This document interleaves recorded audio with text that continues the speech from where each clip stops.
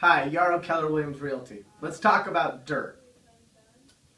For most of us, we just look at dirt, and dirt is dirt, and it is what it is. But in fact, there are many different types of dirts. In this area, we have very specific types of soils, and they all have very interesting names. We have a soil called Gold Ridge, for example. And so we have different types of dirts in this area. For example, on the west side of Sonoma County, it's often sandy loam. On the east side of Sonoma County, it's often hard adobe clay. So knowing what type of dirt is on the property that you're purchasing is important. Even if you're not planning on becoming the next Jess Jackson or Robert Mondavi, you still would potentially have a value in understanding what type of dirt you're purchasing when you buy real estate. So, sandy loam, adobe clay, very different properties, very different drainage characteristics, and people, for example, look for the sandy loam if they have horses because it's very comfortable for their horses on that soft soil.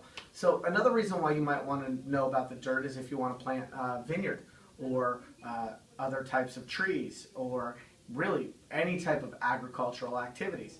The type of dirt you have is going to determine what might be the best grapes to plant, what you might want to do to the soil before you plant. So do you want to amend it? Do you want to change the pH? That kind of thing. Now we have soils in this area that you can't find anywhere else in the entire world. Now part of that is because we used to be an inland ocean millions and millions of years ago, and that ocean receded and the algae and the plankton fossilized, and so we have soils you can't find anywhere else.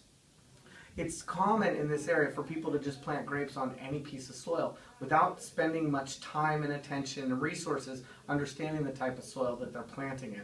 And so it makes a lot of sense ahead of time to know what type of dirt you have.